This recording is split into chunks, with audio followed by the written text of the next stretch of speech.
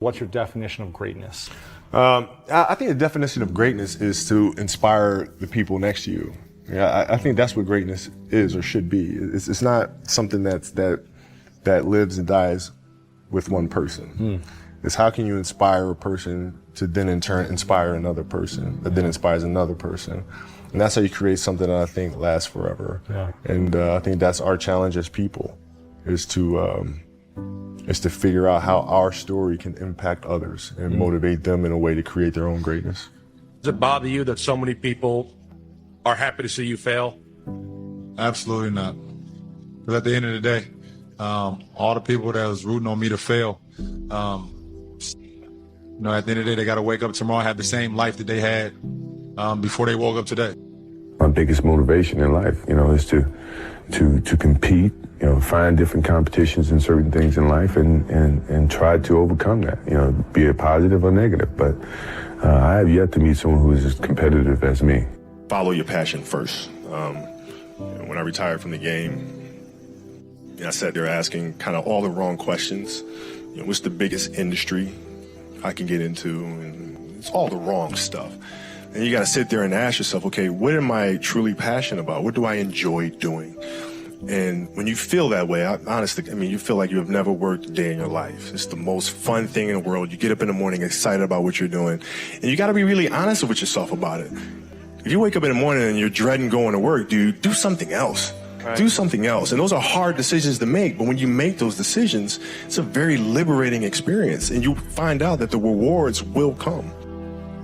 It's an amazing thing about passion. If you love something, if you have a strong passion for something, you would go to the extreme to try to understand or try to get it.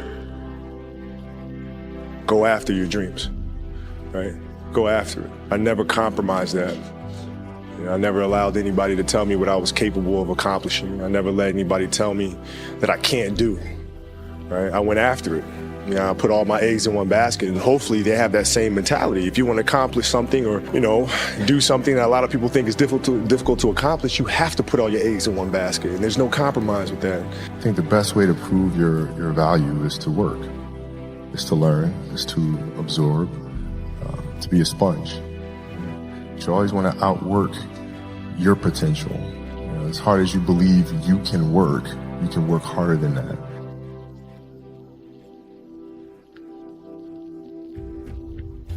You can't want something but not put in the work, and it doesn't matter what you're doing in life, no matter what it is. It could be a professional athlete, or it could be an artist, it could be a doctor, it could be anything in the world, but you got to put the work in. And I think if you put the work in, the results will happen organically.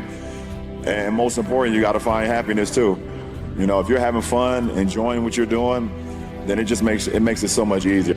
Be true to the game, because the game will be true to you. If you try to shortcut the game, then the game's going to shortcut you. If you put forth the effort, good things will be bestowed upon you. But that's truly about the game. And in some ways, that's about life too. If you want to be great, if you want to maximize everything that you have with your career and your ability, then squeeze the fuck out of that lemon. Why not? I got my best friends from high school that's now in college, and they're calling me, telling me, you gotta come out of these parties. You're not going to college, you're never going to be in college. I couldn't do it. Do you really love the game? Do you really love the game? I'm not just talking about wins and losses. Do you really love the process of the game? Everyone sees when the cameras are rolling, and 20,000 fans are there, and the cheerleaders are dancing, and the popcorn is popping, and the celebrities are sitting in celebrity row. But who has the love for the game when nobody is there? We were playing against the Lakers, Tom, and we were out here in LA. So the game was at 7. I was like, you know what? I'm gonna come to the Staples Center because we're playing. This is when the Lakers had Kobe and Shaq. Okay, this is like the championship Lakers. So I'm gonna get there at 3 o'clock. And I want to make sure I make 400 made shots before I go back into the room, and then I sit in the sauna and I get ready for the game. So, get in the car, get to the gym, get there, and as I'm walking onto the court, who do I see? I see Kobe Bryant. already working out. So once I set my foot across that line, I started working out. And so I worked out for a good hour and a half. And when I came off, after I was done, I sat down, and of course I still heard the ball bouncing. I looked down, I'm like, this guy's still working out? He was working out for like, it looks like he was in a dead sweat when I got here. Right. And he's still going. And it's not like his moves are nonchalant or lazy. He's doing like game moves, you know? I sit there and I unlace my shoes. I'm like, I want to see how long this goes. So I sit out there and watch 25 minutes. And he got done. I said, okay, I think I've seen enough. Go play, you know, come back, get in the sauna, get ready for the game. That game, he drops 40 on us, okay? And after the game is over, I'm like, I have to ask this guy. Like, I have to understand, like, why he works like that. Right. So after the game is over, I'm like, hey, Kobe, like, why were you in the gym for so long? He's like, because I saw you come in, and I wanted you to know that it doesn't matter how hard you work, that I'm willing to work harder than you. If your job is to try to be the best basketball player you can be, right? To do that, you have to practice, you have to train, right? You want to train as much as you can, as often as you can. How do you develop that, or where do you learn that from? Well, I think it's just, you know, it's just a matter of what's important to you. And what's important to you for whatever reason.